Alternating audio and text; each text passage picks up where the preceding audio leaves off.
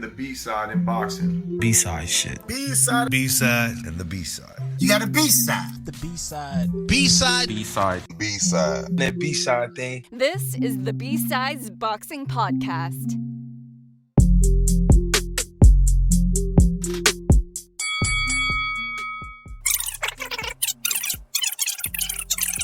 Boxers, they retire for good and they're gone.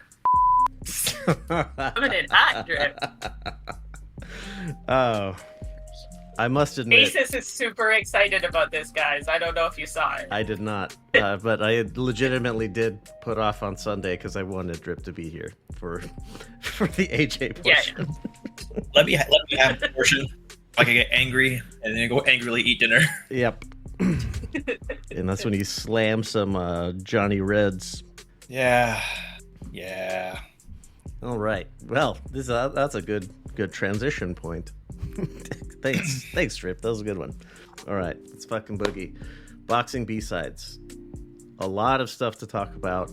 Some of it is going to be gingery. We'll have to treat it gingerly. What am I talking about? I guess you'll have to go to Patreon to find out. All right, let's get into to give our boys on the other side of the street some love. UFC 306 took place on September 14th. Naturally, we're going to be talking about Canelo for the most part, but really quickly, O'Malley Merab, the co-main sucked ass, but the rest of the undercard was solid. A lot of the little bit of grappling that was happening was productive. It wasn't just people like laying on top of each other, stalling for time. Lucky for me, I caught the co-main and main after the boxing. Yeah, they're not great. Grasso shit the bed. It's unfortunate. And O'Malley, Drip, we were riding for him. What do we do here? Are you in double downer mode? No, not really. I mean, I had Malley as a favorite, but I mean, I don't know. Like, I guess I could have gone either way. I was just surprised that he didn't put up a better fight, if that makes sense. Like, yeah, absolutely. I don't know. He seemed like he just didn't want to be there from the start. Maybe because like every single fight went to decision. It was a really long night so East Coast time, we didn't watch that fight until like probably 1:30 in the morning. Goodness. So I imagine Vegas was probably like 11:30ish. So maybe he was just fucking tired, because sometimes the fights, like, they'll go on pretty quick. It was a bunch of knockouts, but I think every fight on that undercard went to decision. So maybe O'Malley was just tired, but he just seemed like dejected. Like, he didn't want to be there from the jump, and Merab just had his way with him. He should have tried checking in with Ryan Garcia and John Jones. I'm sure 100%. they had some pep in their step. Yeah, sort of. Oh, I'm sure some they had some Colombian jet fuel. But yeah, I don't know. I had O'Malley as a favorite. I'm not mad that he lost. Like, sweet, Merab won, kind of shakes up things a little bit. But I'm just surprised he didn't put up a better fight. Like, he looks like he just tried to survive all 5 rounds. Even his coach at the end was like, dude, you got 5 more minutes of this and we're done. It's like, what the fuck? Like, are you just trying to be done with the fight? Or are you trying to win? Just survive to the last bell. I mean, fuck Tim Welch. He sucks. But yeah, I don't know. I was surprised O'Malley didn't put up a better fight. That was it was in a way what we had expected, right? Because we were talking about it beforehand, and it was a matter of, if Merab gets his hands on him, then O'Malley's going to have a really rough time. And it seems like he resigned himself to that fate until like round 5 when he kicked his chest or whatever. I feel like the whole fight he just trolled O'Malley, and then I don't know if that trolling like broke his spirit early on or what, but I think in a podcast that Tim and Malley did, they like said a few things that they were surprised, I guess, that he was faster than they expected or something. But either way, I just really thought Malley put up a better fight than what he did. All right. Well, speaking of putting up better fights, we have some Canelo talk later. Let's get through some other recaps here. On September 11th, never forget, Vladimir Hernandez is a fucking monster. This was actually a tough fight, if I recall correctly. Raul Garcia came to fight, came to make a name for himself, and gave Vladimir all he can handle. This one, if I recall correctly, it was kind of, I don't know, a little wider on the cards than it should have been. But still, this is a very entertaining fight. So if you're not watching Pro Box, you should be. Yeah, I think I missed this Pro Box. I only caught the main event. The Lester like Martinez, Joe Sean James ended up getting called off. Someone got injured. Oh, then that is the fight I saw. God damn, I'm so bad at names. That's all right. God damn. I love Pro Box. Everything about it is great. It's a lot of fun every time. The stuff around Pro Box is also pretty good. I really like the podcast with Algieri and Malinaji that they do. They're like deeper dives. They're both Yeah. really knowledgeable on the sport, for sure. Yeah, Paulie has trouble articulating it sometimes, but Chris usually pulls it out for him. Which is kind of strange, because when he was a commentator, he never had any issues with being able to put his thoughts into words. I think he's trying to walk that line of not pissing people off, but also saying things they don't like. Oh, right. So, He does. I think he has trouble with that. Paulie Professional. Maga Malinaji. Ugh, God damn. Yeah. Anything more for Pro Box? Nah. All right, quickly. Nah. On September 13th, Friday, Eduardo Hernandez versus Thomas Matisse. This went to it was stopped by the doctor at the end of the 6th. Cut on the eyelid.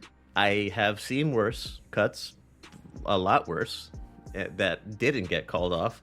Tim Zhu comes to mind. Thomas Matisse's corner they were chatting a lot of shit about it's not even that bad. Like, you guys are just pussing out. I mean, he probably is, and he ended up getting after 6 rounds, he got a unanimous decision. That one was a little suspect. Like, it was in a bad spot, but Yes. they definitely could have left it at least 1 or 2 more rounds to see if it got worse. You could still see. For sure. I think it was a case of them having bitten off a little more than they could chew, and they needed to make a quick exit before things got progressively worse. Not just the cut, but also Eduardo's performance. Fair enough, I guess. Okay, in New Zealand on the 14th, before we get to Canelo, just quickly, a cruiserweight contender is emerging out of Auckland. David Nika. Blake Caparello from Australia ends up pulling out. So Tommy Carpensi, one of Blake's contemporaries, actually ends up stepping in. Homeboy did not want to be there. Late replacement. He's almost 40. He's had a really solid career. It's not like world beater, but he's had a really good career for himself. And yeah, he didn't really seem too keen on fighting the much bigger and stronger Nika. So that's kind of fun.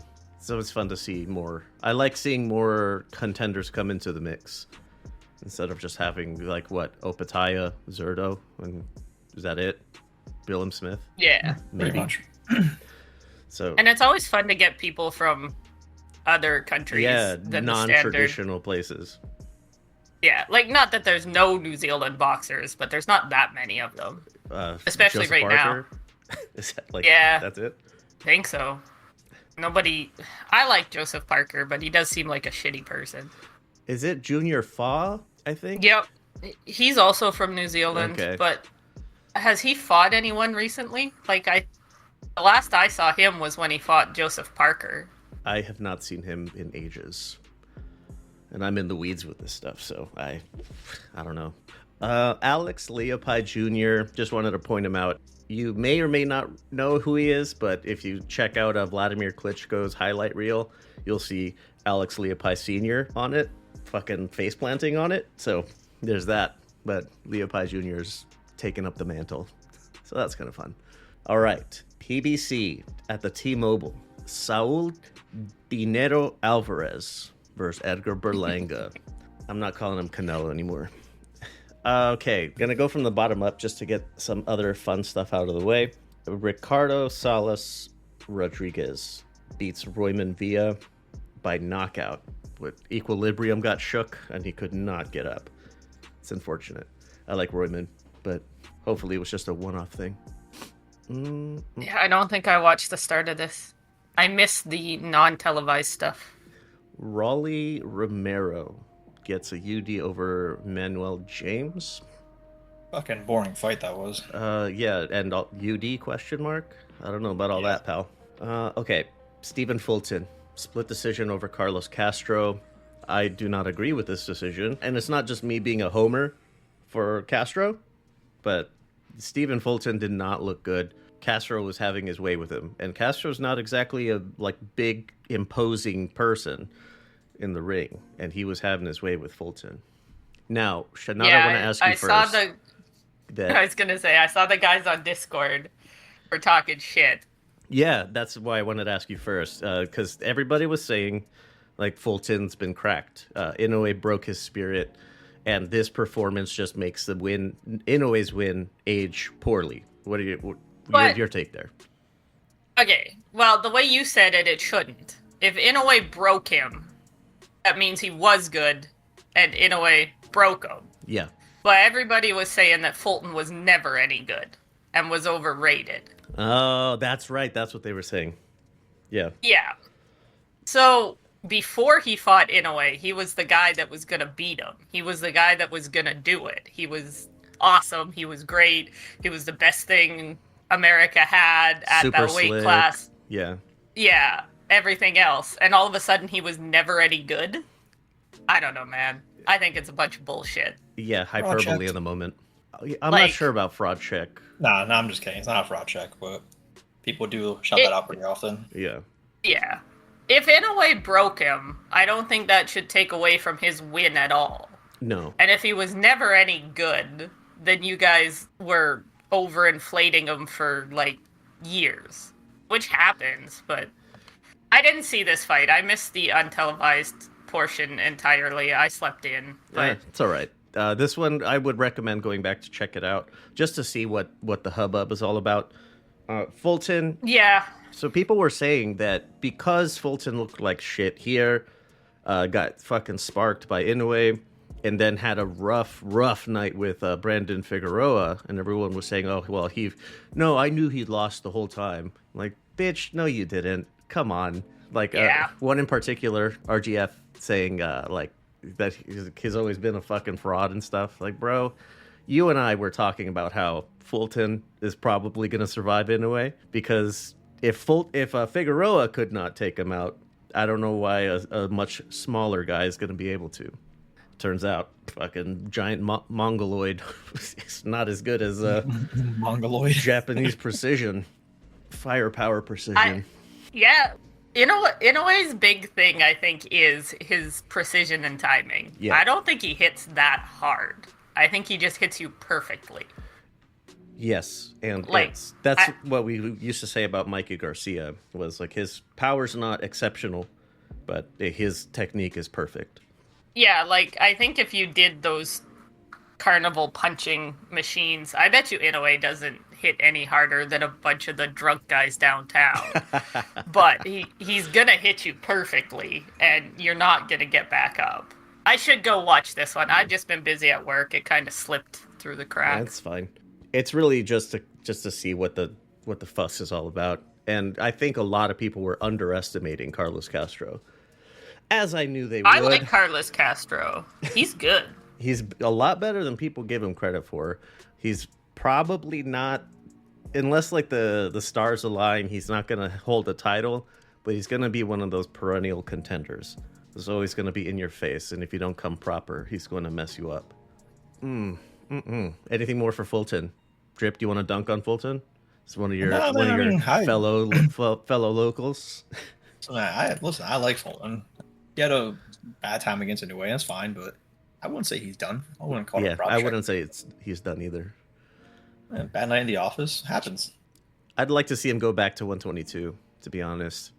Yeah, maybe go back a little lower. Because I think he's been out for a while. I think this 126 fight was just him coming back with not having to do that hard of a cut.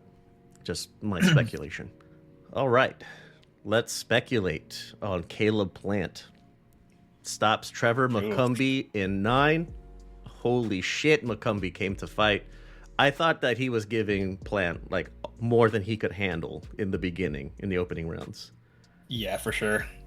Yeah, McCumbee really impressed me. Yes. Yeah, we all wrote him off. We all said, yeah, this kid's gonna get fucking stomped in like 3 rounds. It was supposed to be a get back for Caleb Plant, right? Boy, were we wrong. Yeah. I was surprised it worked for him, but I was surprised when Plant took it to the inside. Yes. Yes. When he started that, I was like, I don't know, man. This seems like a bad idea. This is but not it your clearly realm. wasn't. Yeah, he surprised the shit out of me because, yeah, like you said, he got head to head with McCumbee, and my only reaction really was like, "This isn't Andre Durrell, dude. It's not good. He's not old and slow. This is not the place to be for you." But what was I wrong? I thought McCumbee had like one more round in him. I thought that stopped just a little early. It was right at the end, right? So I was like, he stopped it after the bell, which I had forgotten about this. This was a bullshit stoppage. I understand like McCumbee wasn't in a good spot. Yeah, like he was getting a little pieced up. His arm got caught in the rope, but the round was over. He didn't like seem like he was visibly that hurt. Like he walked off at the end. Yeah, I think he could have gone like another round or two at least. I don't know. I think that stoppage was pretty bad. I was thinking that the same thing. He was in a bad spot. Yes. Arm got caught on the rope, so it made it look like he was in a worse position than he actually was. Mm-hmm. And then it's like the stop is right at the bell or whatever. Like, bro, you could call it a knockdown, give him the count, and send him back to the corner. He survived the round, so give him his full minute. Yeah, I don't think like it wasn't bad at all. This is what pisses me off. Everyone's like, well, the ref can't know how much time's left. And he started jumping in before the bell rang. The ref knows there's less than 10 seconds. You really should say so. They say it every time. Yeah, like he heard the clappers seconds ago. So he knows if he steps in and gives him a count, the round is over. Yep. And he gets a minute. The ref knew that. The ref knows that. And he should have just fucking done it. Do I think it would have changed the outcome? Probably not. But like Drip said, McCumbee wasn't that hurt. Yeah, he could have kept going. Plant probably does knock him out in the next round. But that was a bullshit stoppage after the bell. I don't know if Plant would have knocked him out. If he had been able to... This is the argument. Plant had been looking really good for 2 rounds or whatever. I think Plant probably would have won anyways, but it's a bullshit stoppage, and McCumbee deserved his 1 minute and another round. It's tough to say, because McCumbee could have really sparked Plant at any moment, it felt like. One of those punches had to land, and Plant was going to go down. And also, Plant isn't like really a knockout artist. Like, he had Durrell with that one, like, whatever, highlight. But aside from that, I don't know if he really would have knocked like McCumbee out. Maybe a TKO stoppage again. Yeah. But I don't know. Yeah, that's more what I meant than like a out on the canvas knockout. Yeah, like a flatline. I also think this fight showed us a bit more about Plant. It's kind of like, all right, dude, where's your career kind of heading? Because you didn't look great. Like, you looked great at the end, but it was a bit of a rough fight. It was a rough start. Yep. Rough start. Yeah, and it's kind of like, does Plant ever hold a belt again at 168, or is he now just like a high-level gatekeeper? When they scatter to the winds, when Canelo retires, if he retires in the near future, he'll be able to pick one up. Yeah, because me and Red were talking about, obviously be like he wouldn't do it, but like if Plant went to 160, Plant would probably clean up 160 very easily, but he'd never make that weight. Oh yeah, definitely not. But I mean, as it stands, like I don't see Plant holding a belt at 168 for a while. He's still top 5. For sure. Oh, for sure. Yeah, he's top 5, but belt-wise, I think now you're just a high-level gatekeeper. Maybe, but I think he could get a belt. I'm with Leo on this one. Yeah, I think once like they scatter. Well, actually, even then, I don't know, because who do we have else like the high? So the high questions. One question becomes: Canelo is. Let's say he stays in the game. Where does anyone really go? Because there's only one path to a title, and Canelo Plant too. I don't know. I'm not too keen on that. I mean, Plant would take that fight, of but course he would. Well, who Canelo lost the belt? Who just picked it up? I totally forgot. The IBF one. IBF, yeah. Who just picked that up? Did they just give it to somebody? They're not having. I hate these email champions. Didn't they just fight for it? I feel like I'm drawing a blank. Munguia? Shishkin? Vladimir Shishkin is fighting William Skull for the title. Okay, so it didn't happen yet. Yeah, it's in October. Okay. So, I mean, I guess Plant could fight one of them and get that belt back. Yeah. But then he would just fight Canelo again. Right. He did have a lot of trash talking with Berlanga, so that was kind of fun. Dude, I think Berlanga would mop him, unfortunately. You think so? Yeah. Oof. If McCumbee came to fight like that, Oh, you think Berlanga could do that? Could do better? honestly, Berlanga didn't look terrible against Canelo. Like, he held his own. I mean, sure, he survived and wasn't that active, but I don't know. I thought Berlanga would get mopped by Canelo. He didn't. I thought he looked pretty decent. I think Berlanga would probably stop Caleb Plant. Woof. Yeah, I don't know. I don't think No, Plant can handle those kind of punches. I'm with Drip. Really? Berlanga just needs to land one. Yeah. Caleb Plant isn't a power puncher, and to be honest, he doesn't seem very durable either. But Benavidez, granted it's Benavidez. Benavidez pieced the fuck out of him. McCumbee dropped him, right? If I'm not mistaken. I think his ruled a slip. No?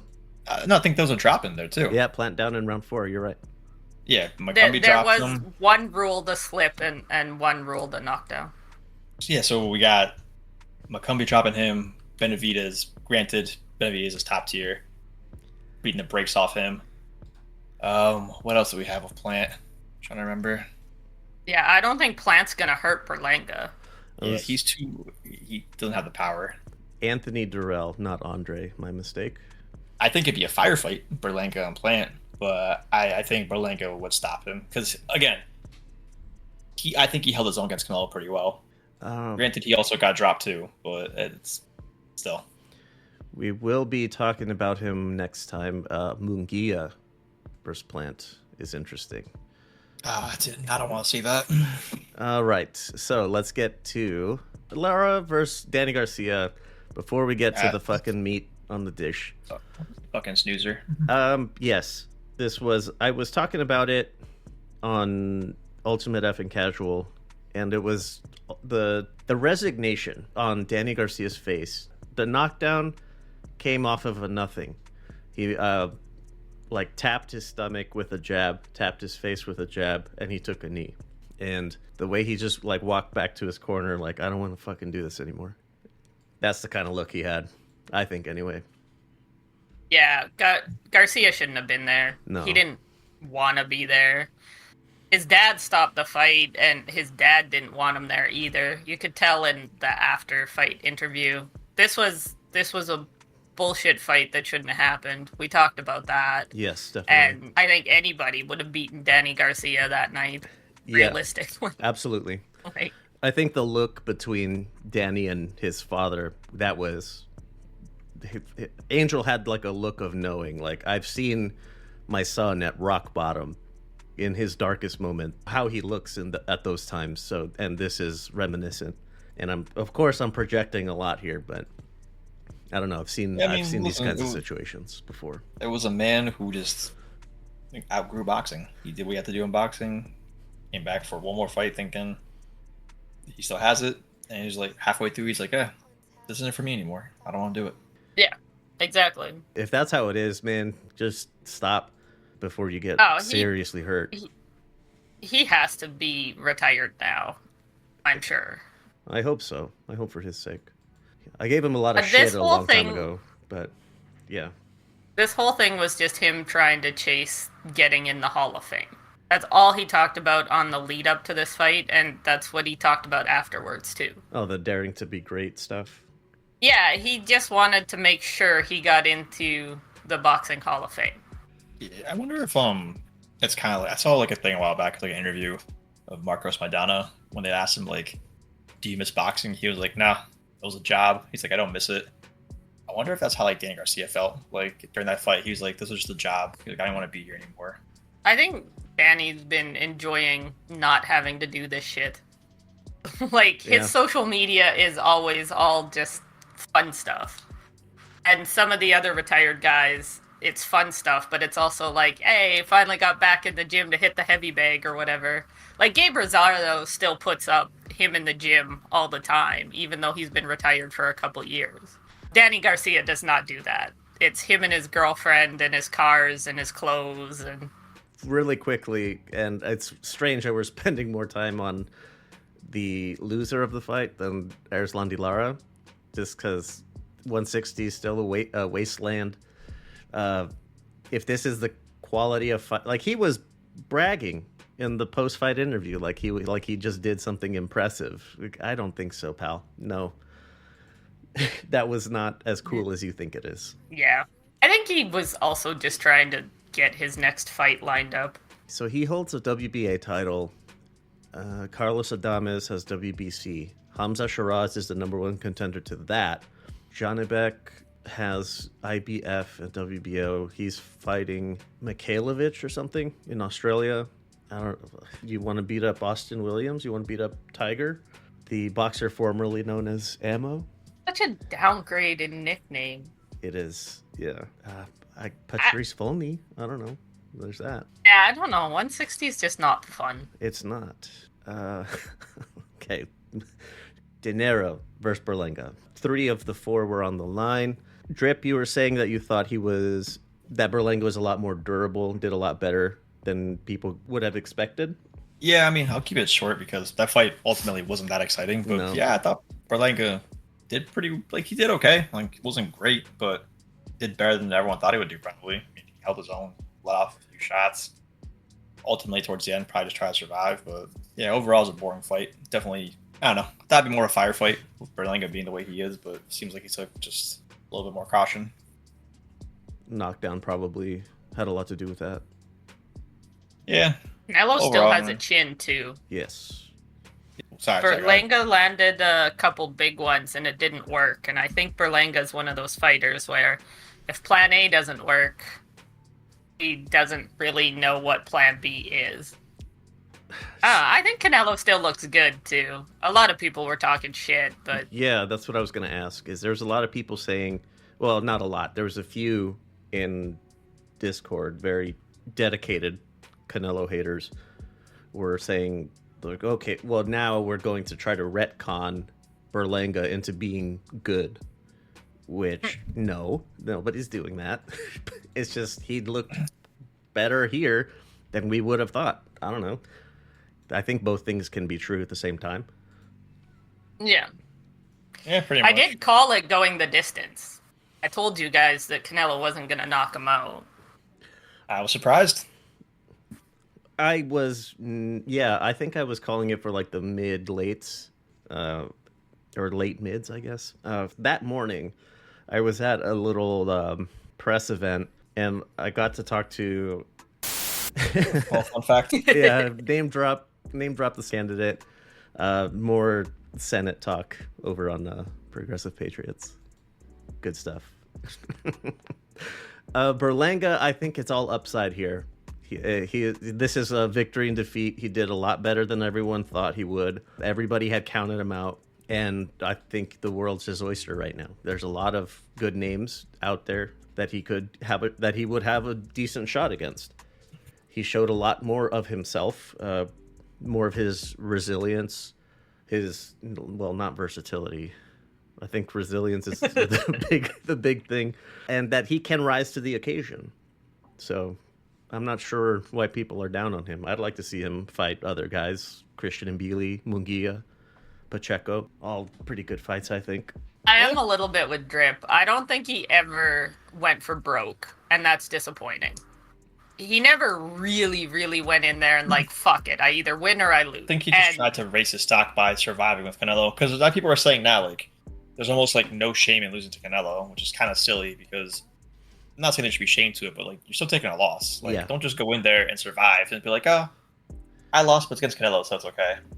Like, Munguia didn't necessarily go for broke either. He was in the beginning, then he got that counter shot that knocked him down.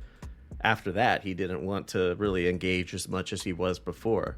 But he did try in the beginning. Yes. Like, Munguia did go for broke, and then I think he did the, shit, that's not going to work, what do I do?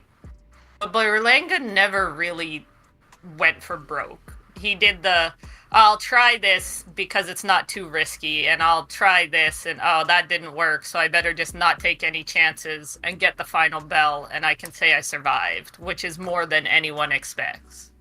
Yeah, I mean, it would look worse for him getting knocked out, like flatlined by Canelo, versus surviving 12 with Canelo. People are like, oh, well, he went the distance with him. Yeah, I get what you're saying, but I would rather see him go for broke and get knocked the fuck out. No, yeah, I would too. I'd rather them just go for broke, but we're at that point in boxing where Canelo being who he is, people have no problem selling their zeros and just surviving 45 minutes to get a payday, and then it's just an endorsement at this point, isn't it? It's just Canelo saying, he's great. Yeah, I'll send you a paycheck for you. Yeah, if he went 12 with me, that means he's good.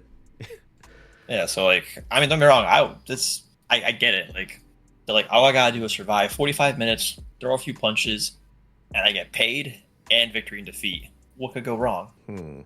Yeah, like, it's not a terrible business strategy, but I just don't like when boxers have a business strategy. Yeah, I mean, that's kind of the point. That's just kind of where we are with Canelo right now. But that doesn't mean I have to like it. Just because it's reality doesn't mean I have to like it. Yeah, we don't got to enjoy it, but that's just the reality. Like, anyone who fights Canelo besides probably Bivol is going to have the same business plan. Oh, just survive, try to look decent, look a little flashy, and you'll be okay. Your career is going to skyrocket. So with that, actually, you mentioned Bivol, and that's exactly where I wanted to go next, was Canelo-Bivol rematch. I don't see it playing out better. Yeah, I don't see it playing out better for Canelo than it did the first time. It plays out worse, honestly. Yeah, I think so too. He already doesn't have the power to stop super middleweights. He scores a nice knockdown. He did John Ryder in the 5th, Jermel Charlo in the 7th, Munguia in the 4th, and Berlanga in the 3rd. And he tried. I know he tried to go for the stoppage with Berlanga, but he used the, pause, blew his load. I'll leave it at this with Canelo. He's still fantastic and a great boxer, but without a doubt, that 168 run took a lot out of him. Because, I mean, let's be honest, that 168 run in like a year was insane. Fight after fight, knockouts, I'm sure that took a toll on him.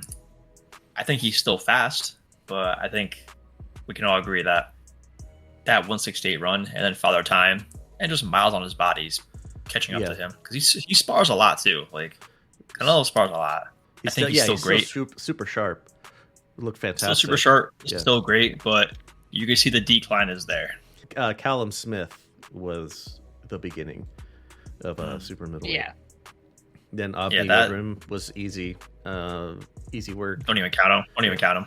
Billy Joe Saunders stopped in the 8th. Caleb Plant stopped in the 11th. And then it's all decisions. BJS and Plant were hard fights. Until he stopped them, he was losing. I would argue Canelo was probably losing both of those. Yeah, that's. I don't know if he was losing against Plant. I feel like Plant kind of just also went there to survive a little bit. Survival biking. I think. Yeah, like the Saunders fight was a pretty good fight until it wasn't. But I think the Plant fight was a little tricky. He got some good shots in there, but I don't think he really ever was winning that fight. I think he was winning rounds. I think my scorecard was either really close or Plant was up. I'd have to rewatch it, but I mean, yeah, I could be wrong. I just remember the whole time Plant was just super, super defensively fighting him. Like, throw off a shot here and there, then move. I never had him winning, but I probably just have to rewatch it. I think it's been a while. The Saunders fight, I had Saunders up. Not being biased, but I was about to say we saw how that played out. But like I said, kind of go back to it. Like, I'll end it off with that. I think that 168 run, like 5 fights in a year almost, probably took a lot out of him. A lot of training, a lot of sparring, and then Father Time. Just getting old. He's declining. He's on that 2 fights a year deal where he does May and September. Yeah, and that's probably enough for him, honestly. He's been doing that for a while. Yeah, I think we still have But he started super young. He was 15. I think we have probably another 3-4 years of Canelo fights until he probably retires. So, Canelo, what is there really left for him to do? Nothing. Yeah. That's why he's dicking around with these fights. What? Is Benavidez still worth pursuing? Nah. Yeah. I guess. I don't see the point of it. Maybe right off in the sunset kind of fight, but I don't know. I don't want to see the point of that fight right now. Yeah, the way that I think about it, the way I put it on a fucking Twitter one time, I was trying to re-engage with the platform. I cannot explain why I decided to do that, but there was some post about Canelo's ducking Benavidez, and my response to it was, regardless of whether or not he's ducking, Canelo's legacy is already set. The guy's a first ballot Hall of Famer in whatever Hall of Fame you want to put him into. Whereas Benavidez does not necessarily add to the legacy, or at least not so much that it's worth taking the risk at this stage of his career. Whereas Benavidez, he needs Canelo more than Canelo needs him, which I know that's common sense, but I don't know. I don't see Yeah, it that's as the ducking. thing. Canelo doesn't need anybody. Nope. Which is why he gets to just pick whoever he wants, and he's kind of cherry picking the younger guys that are gonna be good. Like, they're not quite ready, but They will be in 2 when or he's 3 gone. years. Yep. So yeah, so it's gonna make his legacy look even better. Oh yeah, I beat that guy.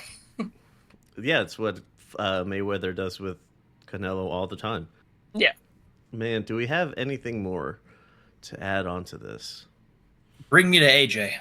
Oh, that's next time, buddy. Oh, okay. All right. Are we ready to move into previews here? Yeah. All right. So This is all gonna be a surprise. I really don't know what's coming up. if only there was a calendar. luxmedia.net/boxing. Friday, September 27th. This is being promoted by Global Combat Collective, whatever the fuck that is. The fuck is What is that? that? Yeah, I know. In Fayetteville, Georgia. What kind of Goodwill Boxing Academy? It's an all women's card. It's Oh, wait a headlined minute now. by Alicia Baumgardner fighting I'm listening. Delphine Persoon I'm listening. for the WBC super featherweight title. Red, if you're listening, I know you'll be excited for this one. You said an all women's card? Yeah, it's all women. Where is this card located? So I know not to be there. Fayetteville, Georgia, at the Fayetteville, Georgia. the Trilith Studios. What are those fights looking like right now? There's not a whole lot else on there that I'm really familiar with. There's a lot of women making their debuts, so Huh? I don't know. So while you want to look up flights for that, we're going to move on to Top Rank at the theater. Well, we need a prediction for the main at least, Leo. Baumgartner probably fucking she's a machine, man. Pursuing not so much. Let's be honest how that fight goes.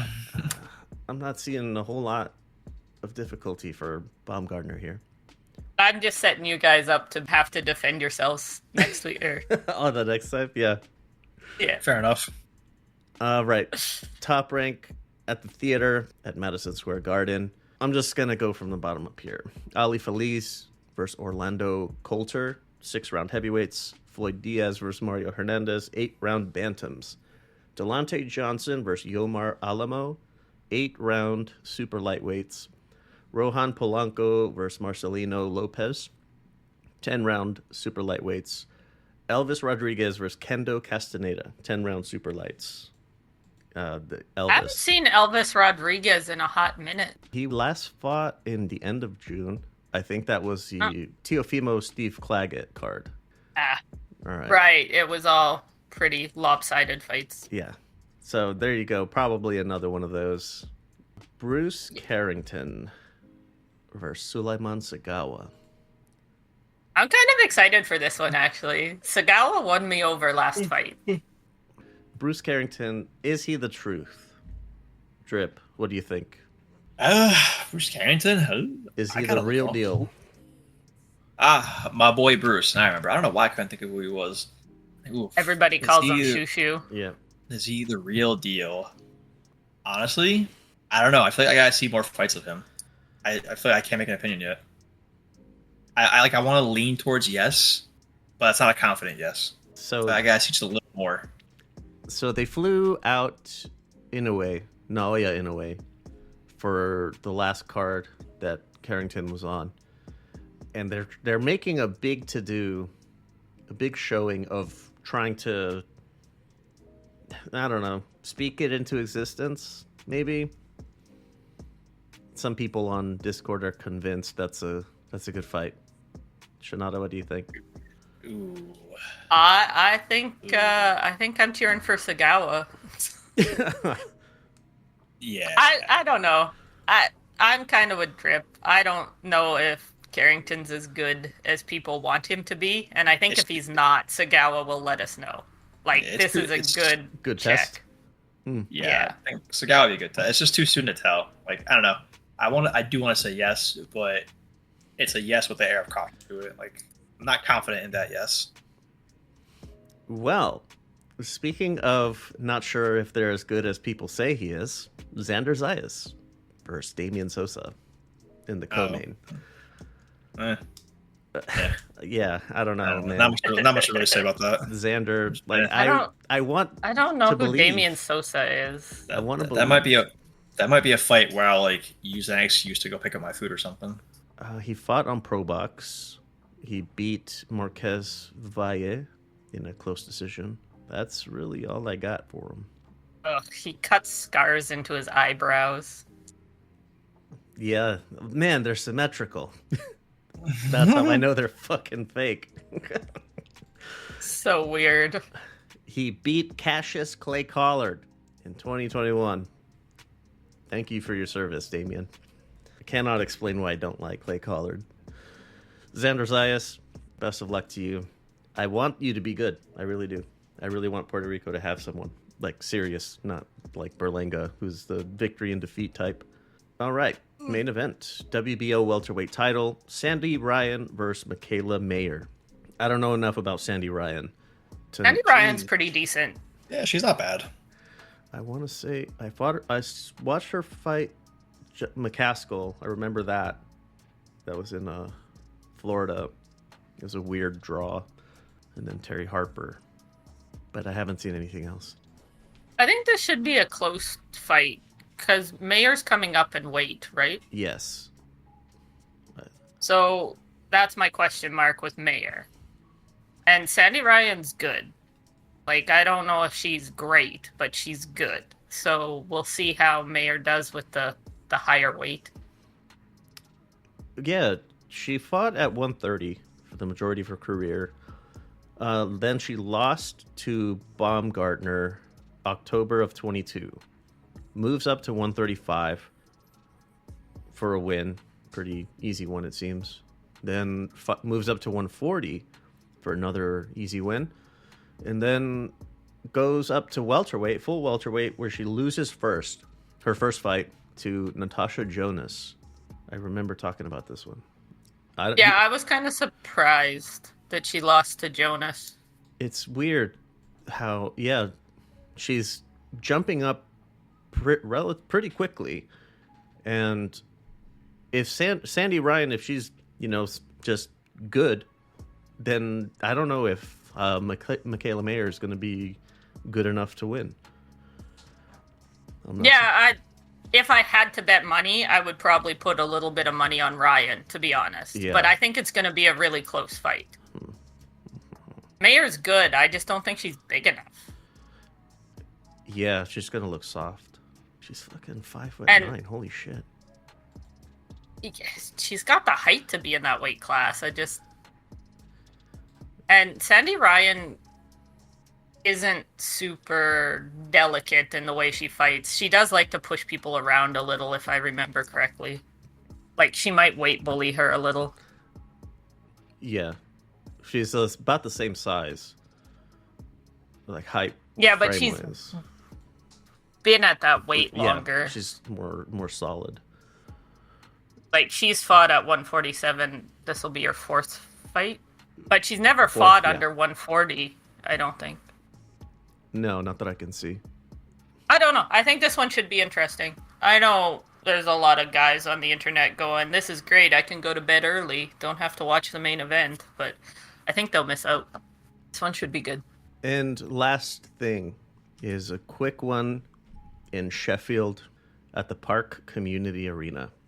Oh, there's a whole bunch of shit going on here. Peter McGrail is fighting Brad Foster. 10-round 122s. I think Peter McGrail should win that one. Yeah. Rhiannon Dixon versus Terry Harper for the WBO 135 title. Is it like a women's week or something? Yeah, This I is don't a lot know. of women's fight. Yeah, it's a full women's card and 2 female fights headlining. Good stuff. I don't know. Terry Harper's old. Like, she's starting to show her age. I think she should consider retiring soon. Well then, let me get one of... Thanks for listening to this episode of The Boxing B-Sides, a Lux Media production.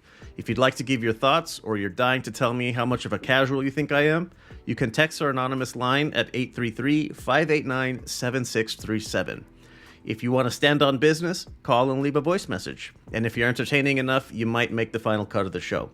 833-LUX-PODS. Can't go wrong. If you prefer to hit us up on social media, the account name is LVX Media Net. That's on YouTube, Instagram, Twitter, and all the rest of that shit. If you can't find us, chances are we're not on it. A lot of stuff gets cut from the final releases, like what you just heard, for all kinds of reasons. So if you want the raw audio, straight from our lips to your ears, look us up on Patreon. LVX Media Net over there, just like everywhere else. Intro and outro by Middle of Nowhere Beats. And for more shows like the one you just listened to, go to lvxmedia.net. One of those right there. So that's where I cut in the shit. And that's where this is where we get to parting words. I'm still on the train about overnight bakeries being a thing. The overnight bakeries. Still working on that part. Yeah. And yeah, drink your water. It's him right now. What was all that just got snipped out? I don't know. Maybe go to Patreon and find out. I don't have parting words, but I do. If anybody has tips on how to learn a language, I desperately need help. All right, that's it for this edition. The Boxing B-Sides.